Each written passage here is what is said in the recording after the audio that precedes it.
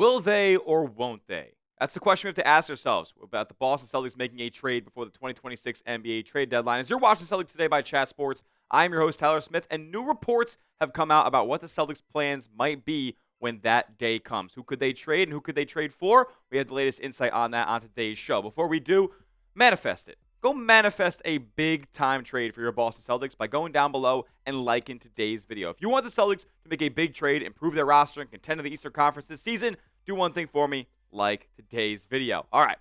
So the question we have to ask ourselves is the following, because we heard about Brad Stevens in yesterday's video talking about, well, we got to evaluate where we are. The East is still wide open at this point. The Celtics are in a spot where we're still looking. We don't even know who we are yet. We got to figure that out before we decide to make any moves on this team. But when and if the Celtics do make a trade, we have to ask ourselves, what will they do with it? Will they elect to shave off as much money as possible with Anfernee Simons' $27 million expiring contract, trying to get closer to that luxury tax line?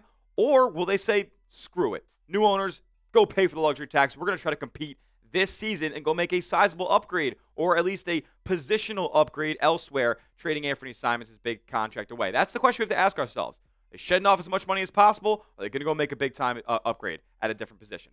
Well, Jake Fisher had this to say about it. He said that the Celtics could opt to play things clean and simple and search for deals that offload the scoring guard's $27.6 million salary to help Boston duck the luxury tax during Jason Tatum's gap year. Boston, though, unexpectedly entered Tuesday's play at 18-11, good for third in the East. So imagine the Celtics turning Simons' deal into a front-court contributor. Perhaps then the Celtics could truly challenge the likes of Detroit and New York in a wide-open Eastern Conference, even if Tatum stays sidelined for the entire season. And then Jake Fisher also mentioned the fact that Jason Tatum could easily return this season, and that would make them that much scarier. The Celtics at this point, at 18-11, they've beaten, I think, more teams above 500 than anybody else in the NBA. They have to think they can contend in this Eastern Conference. I mean, it's as wide open as it's ever been. I mean, in the last decade, I feel like, with the dominance of LeBron and the Celtics kind of doing their thing, winning the East a couple of times, this feels as wide open as it's ever been in the Eastern Conference. So Boston, even with Jason Tatum's sideline right now, they could win as many games as any of these teams at the top of the East and be well positioned for a playoff run. And then when Tatum comes back, maybe by March, we'll see this team reach an even different level. Now, the question is, though, yes, the Celtics can contend in the Eastern Conference as it stands right now. But can they get better? Is Anfernee Simons staying on this roster, which is a possibility, by the way, we'll get to it in a moment, is that the best use of that $27.7 million that are on your books right now? I'm not so sure. I would say no, but the Celtics, they might have different ideas. More from Fisher here. He says that, yet I must pass along that sources with knowledge of the Celtics say that Boston could very well elect to keep Simons too. I've been told that they are willing to pay some level of luxury tax this season after the many millions they shed in the offseason by offloading Drew Holiday and Kristaps Porzingis. I do suspect, though, that if Boston could somehow move Simons for a rotational upgrade and lower their tax bill in the process, or get out of that penalty zone altogether, that would check all those boxes Brad Stevens' front office could conjure up. Well, it's a little easier said than done there. Those check all the boxes type of trades and type of deals, they don't grow on trees, and they're not easy to find here. Like, how many times can you find an efficient upgrade for your roster while shedding $12 million of salary? That just doesn't happen all too often unless you're trading for a young player. In the Celtics case, that could be what they go out there and try to do. But, again, takes two to tango. It's not easy to make any trades in the NBA, let alone ones that solve all of your problems. Plus, Anfernee Simons, I mean, how much value does he really have this season? 13 points per game. It's a career low. He doesn't do much rebounding the basketball, doesn't do much playmaking with the ball in his hands, and his efficiencies have been some of the worst of his career this season. 36.9% from three-point range. That's about, I think it's even below league average at this point. So for a guy who's brought in, known for his marksmanship, hasn't been doing that so far this year. Like, you look at these numbers, you look at the contract, it's expiring. Nobody's trading for Anfernee Simons. You're trading for Anfernee Simons for what comes next, like any first-round draft capital that gets packaged in with him. Maybe a couple of second-round picks, depending on the deal. Like, that's really the kicker. It is getting off of it. Like, the the allure to trading for Anfernee Simons is getting off of the money and then getting some rewards for dealing with that money on your books for the rest of this season. So he's not a hot commodity by any means, and I think everybody knows that. Like, I know that. I think the Celtics fans out there know that. Brad Stevens himself knows that. Think about how he's spoken about Anfernee Simons as of late. It doesn't exactly scream to me that he's in love with the guy, even though he says he is. Listen to what Brad had to say about Anfernee Simons recently. Yeah, I think he's really trying. That alone, just interesting quote. He is a quiet guy, but just a super person. So he's really come in with a great mindset of, I'm going to help the team in any way that I can. And offensively, he knows if he's capable of going nuts in any given game. But then defensively, I've just been really impressed. Like, he's picked up, he's made it hard. I think he's made great strides in the months that he's been here on that end. And I'm a big fan. I like him a lot.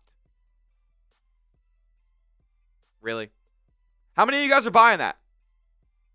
I'm not. I'm telling you guys right now. Brad Stevens, he knows damn well. Brad Stevens, this is what I got to say about this. Brad Stevens and these quote-unquote sources from Jake Fisher and other NBA insiders out there who say that the Celtics could very well keep Anfernee Simons. Of course they're going to come out and say that they would keep Anfernee Simons. Why would Boston, why would Brad Stevens, why would any sources close to the team put out the message that, yeah, we're trying to move off this guy. We're trying to shed some money. We're trying to make an upgrade at another position by trading Anfernee Simons. That would take all of his value away. Completely gone. I mean, less than he has right now, which isn't a ton. So why would Brad Stevens, why would anybody close to the Boston Celtics openly admit that we're trying to get off this guy? Who's going to take him? Nobody. So, of course, they're going to say that they love him. Of course, they're going to say he's making great strides, even though the numbers don't say that, even though Joe Mazzulla doesn't play him a ton of minutes pretty inconsistently. It's simple business. Brad Stevens is not going to show all of his cards. As a matter of fact, he's showing quite the opposite right now. He's keeping it very close to the chest. He's speaking outwardly about Anfernee Simons, and he's trying desperately to get somebody to take the bait. With that being said, should the Celtics trade Anfernee Simons? Maybe you believe Brad and what he has to say. I personally am calling a little bit of BS on the whole situation. Should the Celtics trade Anfernee Simons away? Let me know in the comment section. T for trade, K for keep. Let me know what your thoughts are. Next up, we're going to talk about two teams that could potentially be interested in an Anfernee Simons trade. That around the corner. First, though, I got to tell you guys about our sponsor on today's video, and that is Prize Picks. Look, folks, the holiday season is here. The big day is just a couple days away at this point. And look, you guys can get paid watching your favorite sports, playing Prize Picks with bowl games, playoff pushes, and basketball matchups all happening at once. There's one place where making decisions and being right on them can get you paid, and that is Prize Picks.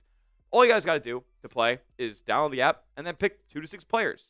Pick more or less on their stat projections, and you can watch the winnings roll in up to 2,000 times your money. It takes less than 60 seconds to create a lineup on Prize Picks, and they're the best because of the features that they offer, like stacks. So if you want to take multiple stat projections like Jaylen Brown points and Jaylen Brown steals in the same lineup, you can do so only on Prize Picks. They also offer early payouts as well. So if your lineup gets off to a hot start, Prize Picks might offer you a cash out option before the lineup closes. If you want to see my lineup for the football action on Christmas Day, I got Dak Prescott more than in the passing yards category. I got Amon-Ra St. Brown more than a half a rushing or receiving touchdown. And then R.J. Harvey, the Denver Broncos, more than 1.5 rushing or receiving touchdowns. You can tell my picks or fade my picks. Just do it at Prize Picks. And new users, you're getting hooked up. Download the app today and use the code CLNS to get $50 in lineups after you play your first $5 lineup. That's code CLNS to get $50 in lineups after you play your first $5 lineup.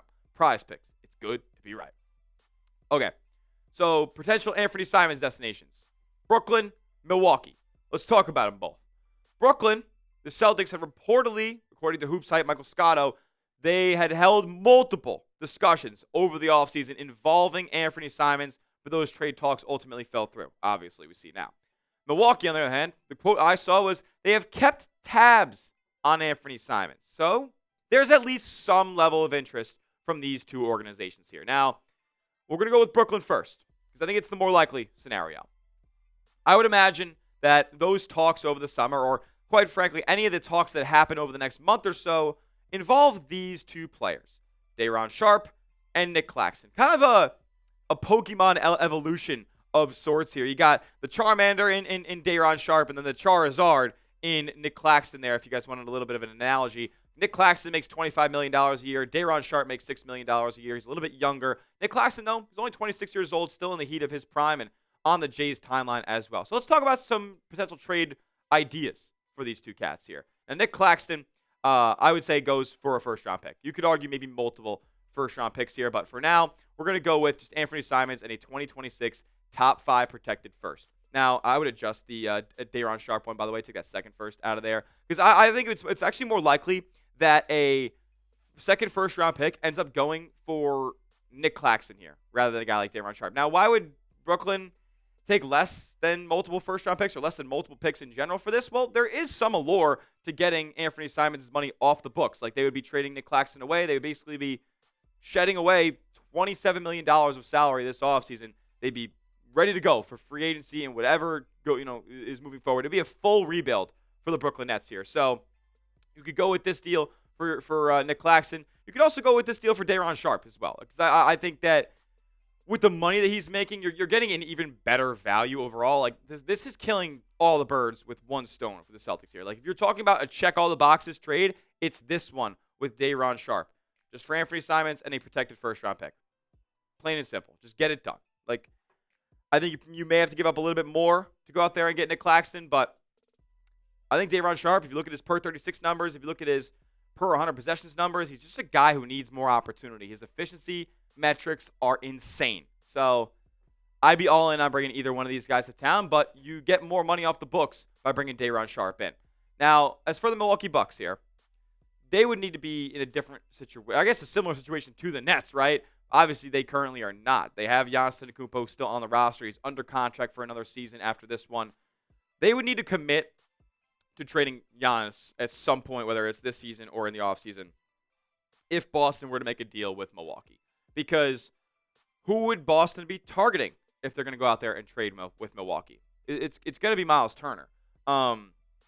He's been a name who's been linked to the Celtics for many years now, and the Milwaukee Bucks just signed him this offseason. Like, they're not going to go out there and trade him unless they're fully in an understanding with themselves and Giannis Antetokounmpo that marriage will be coming to an end very, very soon. They're just going to have to go full rebuild. There's no reason to have Miles Turner on your roster if you don't need to have Miles Turner on your roster, and that's what they're going to do by giving him to the Boston Celtics here.